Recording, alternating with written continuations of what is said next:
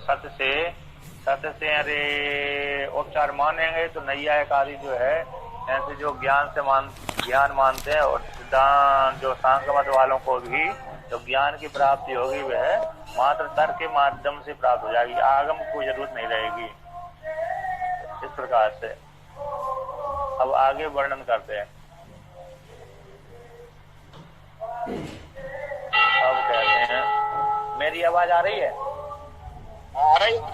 और आस पास के लोगों की तो आवाज नहीं आ रही? आ रही है, वो भी आती है। अच्छा अच्छा अच्छा अच्छा अच्छा, सब आवाज आ रही बोलती के ना? आओ, व्यवधान नहीं है। अच्छा अच्छा अच्छा, बैकग्राउंड में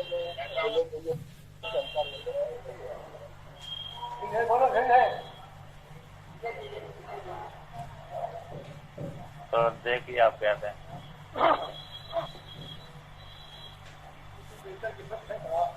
सायं देवता यक्षता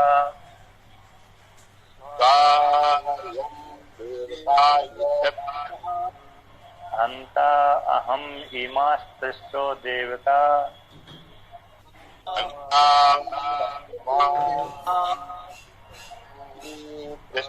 देवता अनेन जीवेन आत्मना अनुप्रविश्य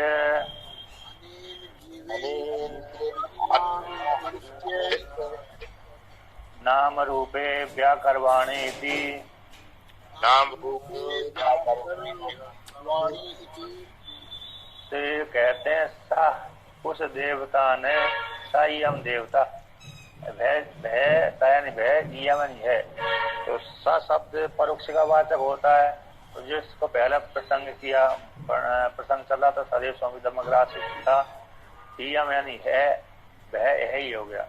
उस देवता ने ईक्षण किया, यक्ष दर्शन धातु है, उस देवता ने ईक्षण किया था, किया कि हंता अहम ईमा सृष्टो देवता अनैन जीवन आत्मन अनुप्रविश्य नाम रूपे व्याकरवाणी इति, मैं कि हंसा यानी वर्तमान काल में, हम यानी मैं, ईमा तेजो देवता, जो तीन देवता हैं, पृथ्वी जल तेज, तो जो तीन देवताओं को मैं क्या करूं, इनमें प्रवेश करके, किस रूप से कि जीव रूप से, इन देवताओं में मैं जीव रूप से प्रवेश करके जो मेरे में नाम रूप हैं, अव्याकृत रूप से जो नाम थे, जो माया स्वीकार कर लेता है तो अचिंत शक्ति रूप परमात्मा माया स्वीकार करके इन तीनों भूतों में प्रवेश कर जाता है, तो तीनों भूतों में प्रवेश करती अव्याकृत संज्ञा हो जाती। ऐसी अव्याकृत रूप से जो नाम रूप उसके व्याकृत नहीं थे, ऐसे नाम रूपों को मैं व्याकरण करूं, है ना, व्याकरवाणी थी, हम व्याकरवाणी मैं करूं, इस प्रकार से।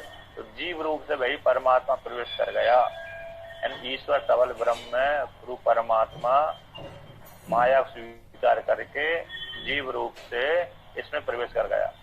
तो इसलिए जो जीव ईश्वर है, वह भी जब इसमें प्रवेश किया तो ईश्वर संज्ञा हो गई, ईश्वर संज्ञा हो गई तो वह भी एक उपाधि हो गई।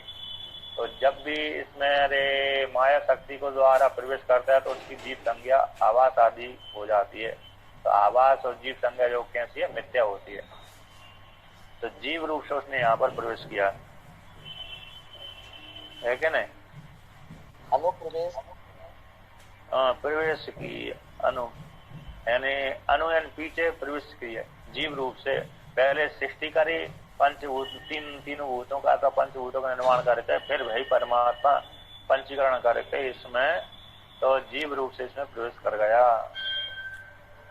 तो पंचीकरण प्रक्रिया आगे का वर्णन करेंगे, आगे का मंत्र आएगा इस प्रकार से। तो जीवात्मा रूप से, आवास मात्र रूप से, जैसे सूर्य का प्रतिबिंब, सूर्य का जो बिंब का प्रतिबिंब जैसे जल में पड़ जाता है, जल के भीतर प्रवेश कर जाता है, उस प्रकार से प्रवेश किया। दर्पण के भीतर दर्पण में अपनी परछाई प्रवेश करते है, उसी प्रकार से तो जीव इस प्रकार के जीव रूप से वो प्रवेश किया। श्री के शंकराचार्य जी ने बताया था कि बिना प्रवेश का प्रवेश है, अनुप्रवेश किया। अच्छा अच्छा, जाओ। हाँ, प्रवेश यानी जो ईश्वर रूप ब्रह्म रूप से प्रवेश नहीं है, स्वरूप रूप से प्रवेश नहीं, बल्कि आभास रूप से प्रवेश है, जी जी मिथ्या ही प्रवेश है, प्रतिबिंब के रूप से। अरे आप जी जी जी हाँ, पंचदशी में जीव को मिथ्या ही स्वीकार किया गया, चिदाभास कहा गया है।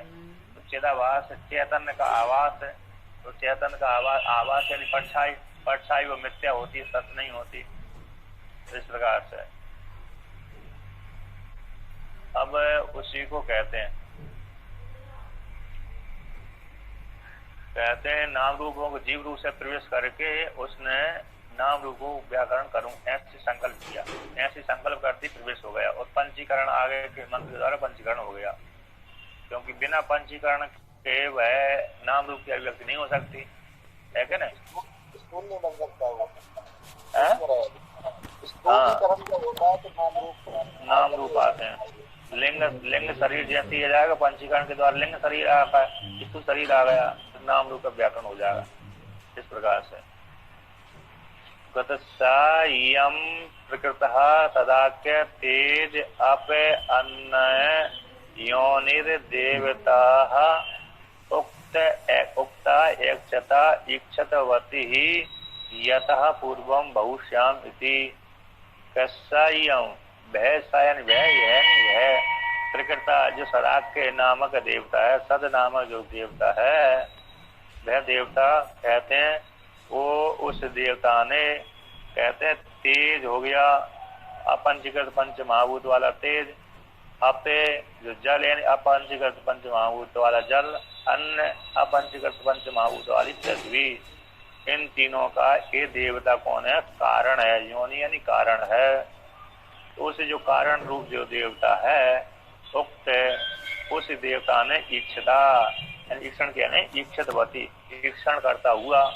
तो पहले उसने कहा कि उसने ईक्षण किया था यथा पूर्व होश्यामिति, तो जिस प्रकार से उसने पूर्व कल्पों में ईक्षण किया था और ईक्षण करके इस प्रकार से प्रवेश किया था, उसी प्रकार से यहाँ पर भी उसने पूर्व कल्प के अनुसार ईक्षण करके बहुश्याम हो गया। तो यथा पूर्वम